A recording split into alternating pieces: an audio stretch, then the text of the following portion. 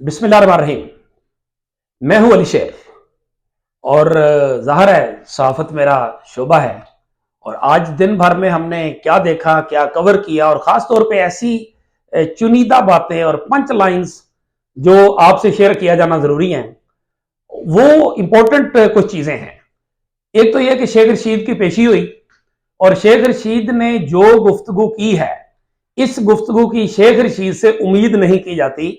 जो मीडिया पे चल चुकी है कि उन्होंने पावर कॉरिडोर्स के हवाले से क्या बात की है, हुकूमत के हवाले से क्या बात की है, लेकिन ये जो बातें उसने की हैं ये बज़ाहिर लगता ऐसे है जिसको कहते हैं ना, तंग आमद बजंग आमद। एक तो ये खबर है कि शेख रशीद ऐसा क्यों कर रहे हैं और ऐसा करने पे क्यों मजबूर हो रहे हैं, कब तक खड़े रहेंगे, और बज़ाहिर ये लगता है कि अब वो खड़े रहेंगे क्योंकि वो ये कह रहे हैं कि मुझे इस उम्र में मजबूर किया जा रहा है कि मैं इमरान खान की वफादारी छोड़ दूं। कौन कर रहा है, कैसे कर रहा है, ये अब आप जानते हैं, बेहतर जानते हैं, अंदाजे लगाते रहे कौन कर रहा है। होंगे कोई शायद नामालूम लोग जो ऐसा कर रहे हैं। हो सकता है कि नामालूम लोगों के ऊपर इल्जाम ही हो और वो कोई मालूम हो। बहरहाल जो भी है जी, उन्होंने कह दिया शेख साहब ने, और जो जाहरन वो कह रहे हैं, हमें तो, हमारे पास तो कोई चारा नहीं है कि हम उस बात को माने। दूसरी बात, इस्लामाबाद में जो जॉइंट सेशन हुआ, ये भी एक बड़ा ही मजे का आज सेशन था। 111 अरकान जो है वो जॉइंट सेशन के कोरम के लिए चाहिए होते हैं। एक आध मरतबा जो है वो, हमारे कोई दोस्त कहते हैं कि जी 112-13 भी हो गए थे, लेकिन जब हमने कौमी तराने के वक्त मैंने खुद गिने, उस वक्त 97 थे, और उससे थोड़ा सा आगे पीछे भी जो है वो तकरीबन 100 के ऊपर नीचे रहे हैं, यानी जॉइंट सेशन का भी कोरम नहीं रहा है। और मसला कश्मीर पे करारदाद मंजूर की गई, वजीर आजम आजाद कश्मीर, सदर आजाद कश्मीर, कश्मीर काबीना, वो सारे लोग आए थे, उन्होंने अप्रिशिएट भी किया, सब ने उसके ऊपर जो है वो मुतफिका करारदाद भी मंजूर हुई। लेकिन पीटीआई जो थी उसके अरकान मौजूद नहीं थे वन में। लेकिन दिलचस्प बात यह थी कि आजाद कश्मीर की जो पीटीआई की गवर्नमेंट है उसके वजीर आजम, सदर, काबीना सब मौजूद थे। अच्छी बात है, एक कौमी काज के लिए मौजूद थे और पीटीआई ने उनको अलाउ भी किया और गया भी, जाना भी चाहिए था। कश्मीर के मामले के ऊपर तो कोई दूसरी राय हो नहीं सकती। लेकिन वजीर आजम शहबाज शरीफ का ना होना, आसफ अली जरदारी का ना होना, वजीर खारजा जो है बिलावल भुट्टो जरदारी, चलो वो मौजूद नहीं थे मुल्क में उस लिहाज से, उनका ना होना, या बाकी जो एक सारी सिचुएशन है वो भी नहीं थे, ख्वाजा आसफ नहीं थे, वजीर दफा जो है वो मौजूद नहीं थे, इसी तरह से बहुत से पार्लिमानी लीडर्स मौजूद नहीं थे। लेकिन वो मौजूद होते तो और ज्यादा अच्छा होता और कश्मीर के हवाले से अच्छा पैगाम जाता। एक और बात, एक बिल था जो ज्वाइंट सेशन ने मंजूर करना था, मंजूरी के लिए रखा गया था, वो था वालदैन के तहफ़्फ़ुज़ का बिल, उसको मौखर कर दिया गया। और एक दूसरा बिल था, कौन सा, इस्लामाबाद बल्दियाती एक्ट। जी हां, वही बल्दियाती एक्ट जो पीटीआई ने मंजूर किया था। और उसकी दो बुनियादी चीजें थी, एक थी कि यूनियन काउंसिल्स 101 होंगी, और दूसरी थी कि मेयर और डिप्टी मेयर का इंतखाब बराह रास्त होगा, ताकि इस्लामाबाद के शहरियों को यह हक मिले कि वो बराह रास्त मेयर और डिप्टी मेयर जो है उसका इंतखाब कर सके। वजह उनकी ये थी, दलील उनकी ये थी कि जो यूनियन काउंसिल के चेयरमैन जीत के आते हैं उनको ब्राइब भी कर लिया जाता है और उनको दबा भी लिया जाता है, जिसकी वजह से आम शहरी और हर वोटर तक जो है वो असरअंदाज होना मुश्किल होता है, और जो चंद जीते हुए होते हैं उनके ऊपर असरअंदाज होना आसान होता है। इस वजह से उन्होंने ये बिल मंजूर किया है। आज दोनों तरमीम जो है वो 101 से बढ़ा के जो है वो 125 यूनियन काउंसिल्स कर दी हैं, और जो दूसरा था मेयर और डिप्टी मेयर का बराह रास्त इंतखाब, उसको खत्म कर दिया है। अब यानी यूनियन काउंसिल्स के 125 यूनियन काउंसिल्स के जो चेयरमैन होंगे वो उसका इंतखाब करेंगे, और अब नए सिरे से हल्का बंदी भी होगी 125 की, क्योंकि कानून बन गया है। अब वजह इसकी क्या है, पीटीआई का यह कहना है, और दीगर माहिरीन जो है वो भी यही कहते हैं। वो कहते हैं कि पीटीएम जिस तरह से, जिसको कहते हैं ना जूते छोड़कर भागना, जिस तरह वो जूते छोड़कर भाग रही है कौमी असम्बली के जिमनी इंतखाबात में, जिस तरह से ये जिसको कहते हैं ना फीती फीती हो जाना, इंतशार टुकड़े टुकड़े हो जाना, वो सिचुएशन रही है। और वो ज़ाहिर किस तरह से हुई है, पीडीएम, जब पीडीएम थी और इमरान खान हुकूमत में थे, तो इमरान खान की चालों की वजह से पीपल्स पार्टी, इमरान खान से बरात ये बात समझना कि अकेले इमरान खान, कुछ और लोग भी साथ थे जो आज इनके साथ हैं। पीडीएम जो है वो टूटी, पीपल्स पार्टी कुछ लालचों में आई और वो एएनपी को साथ लेके पीडीएम से निकल गई। और ये वो मार्च वाले आपको याद होंगे मामला, जब वो महंगाई में को मार्च और बाकी चीजें चल रही थी।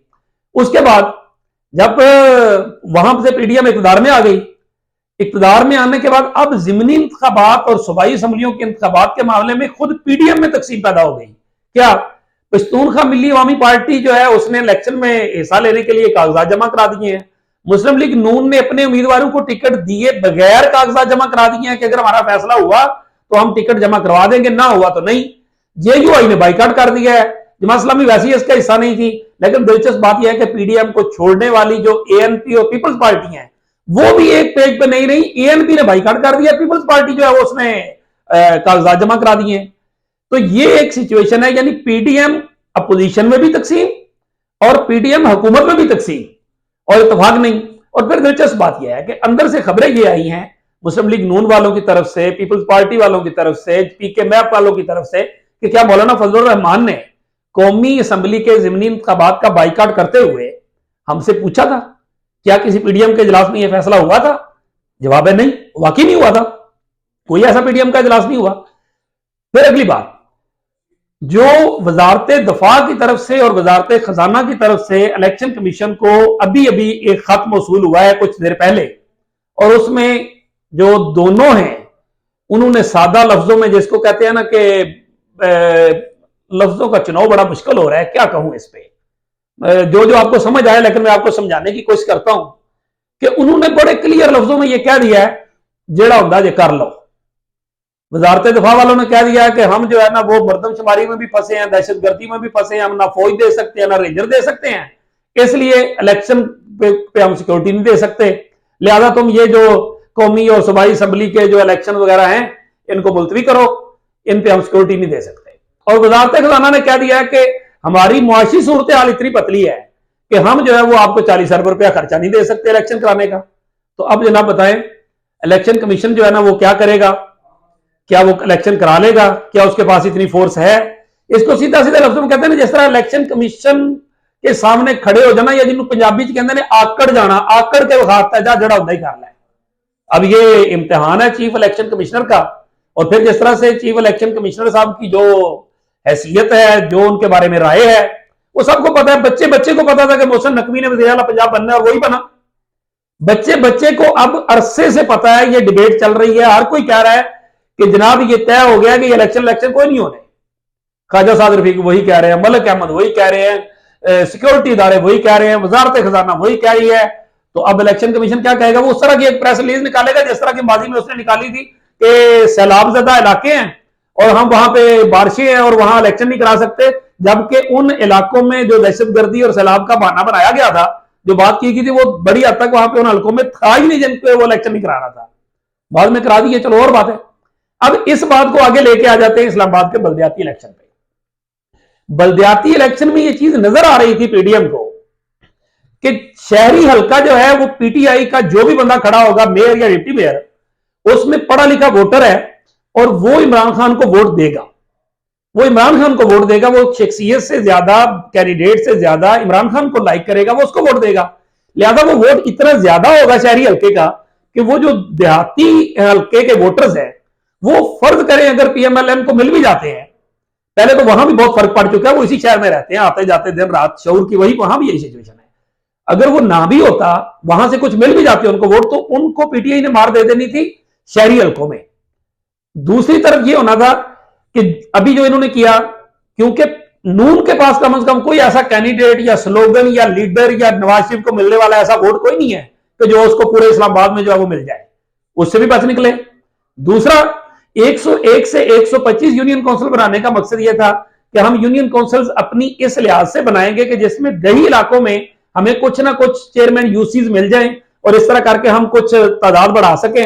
फिर उसके बाद उन सरों को जो वोट लेके आए होंगे, उन सरों को खरीद कर या उन सरों पे दबाव डाल के उनको मोड़ तोड़ करके जिसको मेयर बनाना होगा उसकी तरफ मोड़ा जा सकेगा।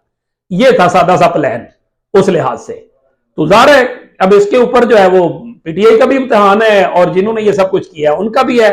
अभी हल्का बंदियां होगी, मुमकिन तौर पे 3-4 महीने इसमें लग जाएंगे, बाजार जो है ना वो कोई, मुझे तो नहीं लगता कि इस्लामाबाद में भी ये इलेक्शन होते नजर आ रहे हैं, जल्द में तो नहीं होते नजर आ रहे हैं। बाकी मामला भी अदालतों में भी पड़ा है, जाके बिल दे देंगे इस्लामाबाद हाईकोर्ट को कि जनाब ये हमने बिल मंजूर कर लिया है, और अब ये 10 दिन बाद सदर के दस्तखतों के बगैर भी जो है ना वो मंजूर हो जाएगा। तो ये सारी सिचुएशन है, ये सारी सूरत हाल है, और इसके ऊपर मजीद जो डेवलपमेंट होती है उससे भी आपको आगाह करते रहेंगे। इसी के साथ मुझे दीजिए इजाजत। अल्लाह हाफिज।